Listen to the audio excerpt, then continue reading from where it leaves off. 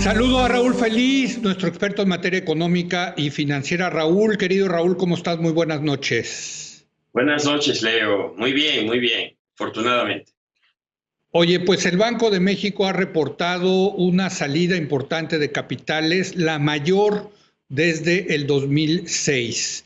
No sé si nos puedas dar cifras y las razones de esta salida de capitales. Sí, en el pasado, normalmente a esto se le llamaba fuga de capitales y tenía una connotación negativa. Hoy no es así porque tenemos una balanza de pagos abierta, una economía abierta y pueden entrar y salir libremente capitales. La cifra que se reportó en la balanza de pagos del año 2020 fue una salida de inversión de mexicanos en el exterior por cerca de 40,000 millones de dólares. O sea, De esos 40, casi el mismo tamaño de las remesas. de lo que llegó, exactamente, casi coinciden exactamente. Recibimos 40,100 millones de dólares de remesas y hubo una salida de cerca de 40,000 millones de dólares hacia la adquisición de activos en el exterior. Ujú. Dividido de la siguiente manera: 6,000 millones de dólares fueron destinados a comprar o ampliar inversiones reales de las empresas mexicanas en otros países. Y alrededor de 34,000 millones de dólares se destinaron para adquirir activos financieros en el exterior, o lo que llamamos inversión de portafolio. Al Ujú. mismo tiempo, Leo, hay que decir que los extranjeros compraron activos en México. Alrededor de unos 36,000 millones de dólares de extranjeros entraron para inversiones directas por cerca de 29,000 y tanto, y también entraron para comprar algo de bonos, alrededor de 6,000, 7,000. Pero sí, la entrada de extranjeros a invertir en México fue menor que la salida de mexicanos para adquirir activos en el exterior. Ahora, algo muy importante, Leo, que el público debe entender, es que de esos 34,000 millones de dólares que salieron para inversiones financieras, no necesariamente el registro de esas cuentas se hizo en otro país. Desde hace ya años, los mexicanos, los inversionistas institucionales mexicanos, como los fondos de pensiones, pueden Ujú. comprar acciones en Nueva York desde su banco o casa de bolsa mexicana. Es el Correcto. mercado de cotizaciones internacionales en la Bolsa Mexicana de Valores. Así que Ujú. cuando un ciudadano mexicano adquiere acciones de Apple o el índice Standard & Poor's 500 desde una casa de bolsa mexicana o un banco mexicano, eso se registra como una salida en la balanza de pagos.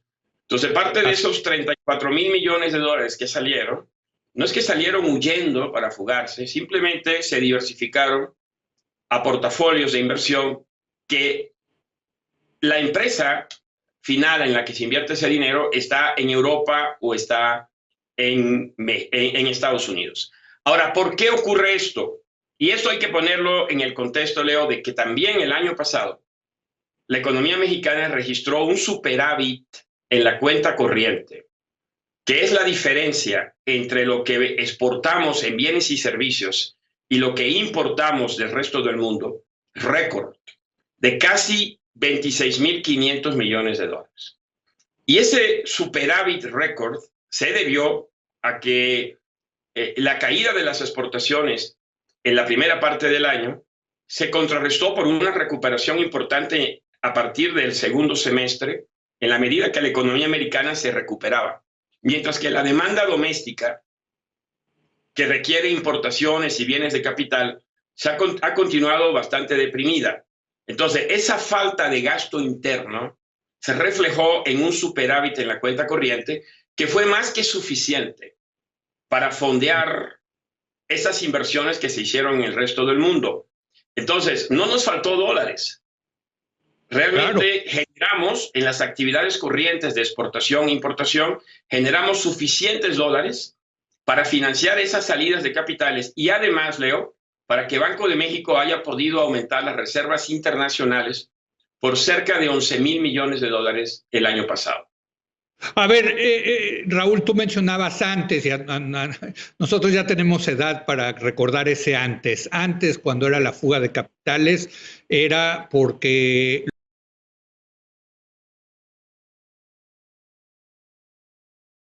pensaban que muy pronto se iba a devaluar la moneda nacional y se protegían comprando activos en moneda extranjera, sobre todo dólares, hay que decirlo. Lo que tú nos estás diciendo es que eso no necesariamente ya está ocurriendo hoy en día, sino que hubo un cambio en las inversiones de portafolio, o sí hay un tema de desconfianza de los inversionistas con respecto a México. A ver, no lo creo así. A ver, la lectura de estos datos que a veces tus colegas periodistas siempre le ponen fuga de capitales y lo Sí, sí, sí. tacan como un tema muy preocupante. Si hubiese sido así, no tendríamos la estabilidad que tenemos en el mercado financiero local, ni la estabilidad del tipo de cambio. Lo que sí muestra esto, Leo, es que la economía mexicana tiene un nivel de gasto, me refiero a consumo e inversión, que es muy bajo, en comparación incluso a los ingresos disponibles. Y eso nos puede llevar a pensar que ese nivel tan bajo de inversión refleja la falta de confianza, no en los mercados financieros locales, sino en las políticas públicas de la actual administración. Okay. En vez de, si en México hoy se estuvieran creando oportunidades de inversión en diferentes sectores de la actividad económica, que va desde la energía, la construcción, todos los demás sectores de la actividad económica, parte de ese dinero que se colocó en inversiones en el exterior se estaría colocando en inversiones en México. Entonces, esta salida sí refleja que la economía ha sido incapaz de absorber el ahorro de los mexicanos. Y eso es una tragedia, porque si ese dinero se estuviera invirtiendo en México, nuestra tasa de crecimiento hubiese sido mayor y sería mayor hacia adelante. No, pues que vaya tragedia, claro que es una tragedia, Raúl, hombre. Lo que estás diciendo para que la gente nos entienda es que alguien que le sobra dinero, que tiene ahorros, prefiere meterlo en Tesla, en Apple, en bonos de alguna empresa estadounidense, que en bonos de una empresa mexicana o en proyectos de infraestructura o en almacenes aquí en negocios reales en México. Claro Es que hay un correcto. problema de confianza, entonces, desde luego. Es correcto. Es correcto. Pero entonces esa salida debe leerse de esa forma. No es que nos falte ahorro, por ejemplo, la salida Sí, del 95, por ejemplo, para ponerlo en contraste. En el sí, 95, la crisis se provocó por una crisis de balance de pagos porque la cuenta corriente tenía un déficit insostenible que no se podía fondear. Y antes de que se soltara el tipo de cambio y se desatara la crisis, la gente intentó irse y perdimos reservas. Ahora es al revés. Ahora no tenemos un déficit de la cuenta corriente, sino un superávit que es el más grande en la historia del país. 2.7% del Producto Interno Bruto nos sobra de sí, dinero. sí. Y con ese superávit acumulamos reservas. Las reservas del Banco de México casi se acercan a 196 mil millones de dólares. Pero además sale dinero por cerca de 40 mil millones de dólares del país porque no hay oportunidades en qué invertir. Híjole, híjole. Oye, Raúl, permíteme hacer una pausa. También te quiero preguntar de los resultados que han anunciado tanto Pemex como Comisión Federal de Electricidad. Hijo, qué tema también. Si me permites, hacemos una pausa y regresamos con Raúl Feliz en un momento más.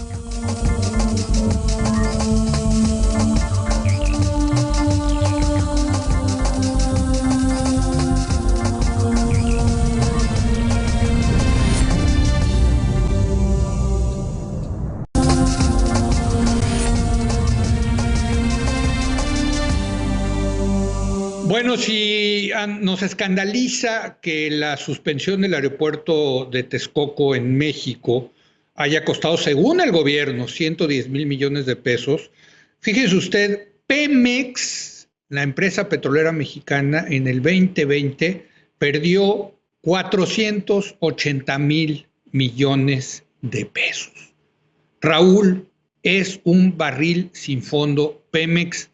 ¿Cómo la ves tú desde el punto de vista económico y financiero? Bueno, Leo, afortunadamente muchas de esas pérdidas son contables. Es decir, de otra manera no tendríamos la situación que tenemos en las finanzas públicas, donde el año pasado las finanzas públicas cerraron con un déficit del 2.7% del Producto Interno Bruto, no muy diferente de lo que se había previsto en el programa económico del 2020. Muchas de estas pérdidas, Leo, hay que ponerla en perspectiva. Pemex debe 125, 130 mil millones de dólares. Ya, entonces, bueno, cuando empezó el sexenio estaba en 107 mil millones de dólares la deuda de Pemex. ¿Se ha incrementado? Debe andar en eso. El gobierno federal en su totalidad debe unos 220 mil. Pemex es un poquito más de 50% de la deuda total del gobierno federal. Yo calculo que debe andar, no lo tengo de forma exacta, pero debe andar en los 110, 115 mil millones de dólares. Correcto. Entonces, ¿esto qué quiere decir, Leo? Pues que el año pasado hubo una depreciación del tipo de cambio pequeña, pero hubo una depreciación, y eso en la evaluación de las deudas significa que Pemex debe más pesos, pero en realidad debe casi los mismos dólares. Entonces, esas pérdidas monstruosas que asustan de esa manera, en realidad no me asustan tanto. Creo que la pérdida operativa es la que hay que prestarle atención, que también hubo una pérdida operativa, fue relativamente pequeña. Entonces, más bien todos estos resultados es por lo que se llama la posición financiera o monetaria de Pemex. Es una pérdida que no tiene una contraparte en flujo de efectivo.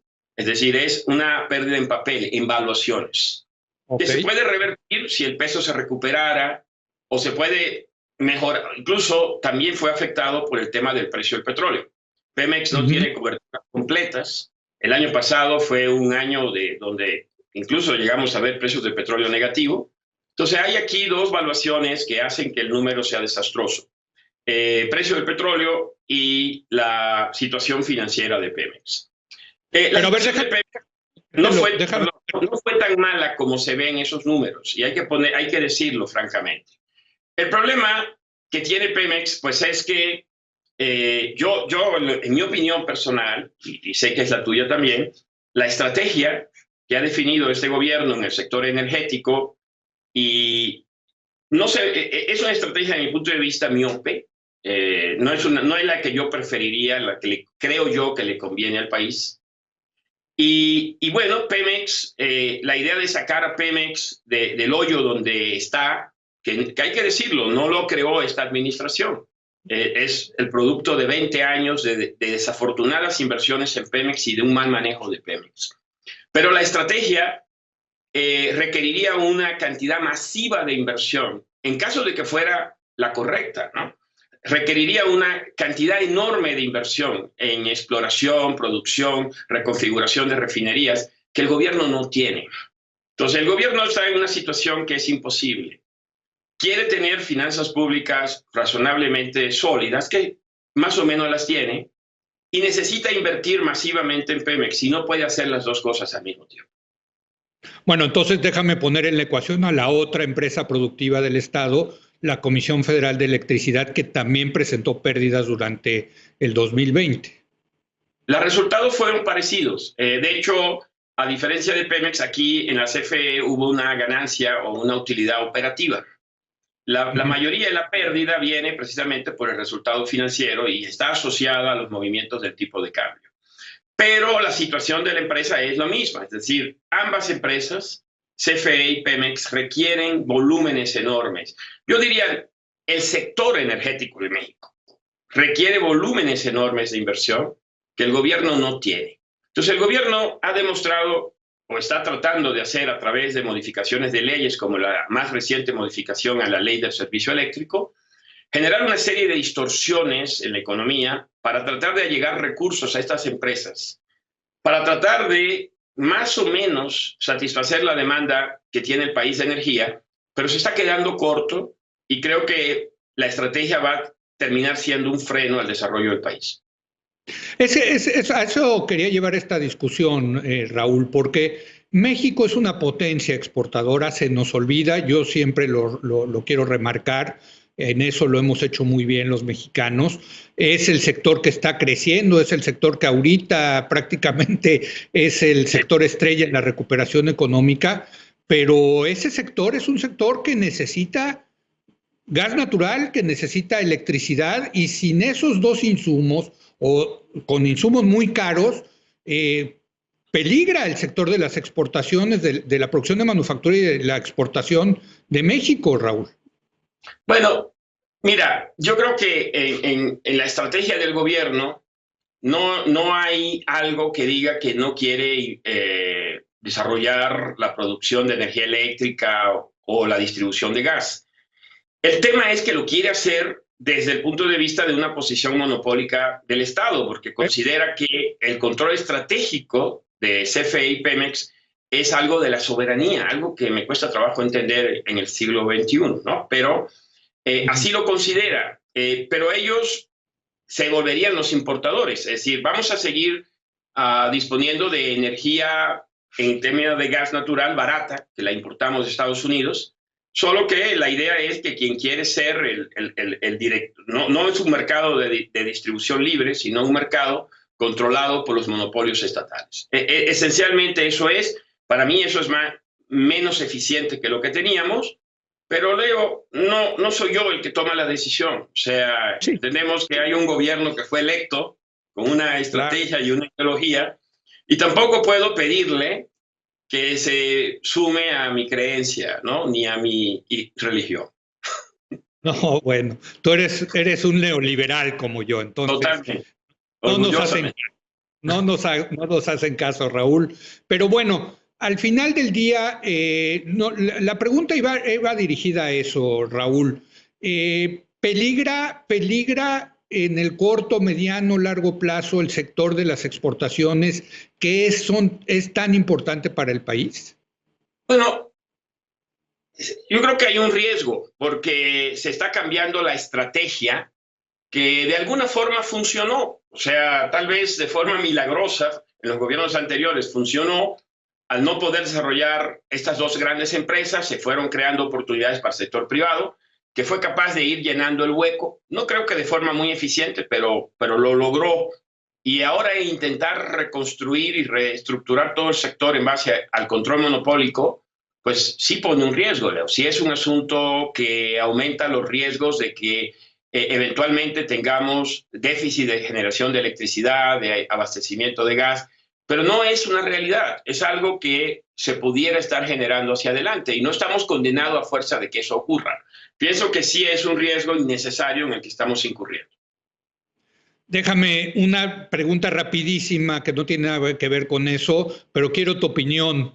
Raúl, todo indica que el Congreso de Estados Unidos va a aprobar el paquete de 1.9 billones de dólares que propone el presidente Biden. Hay muchas voces en Estados Unidos y en el mundo que dicen esto va a generar inflación.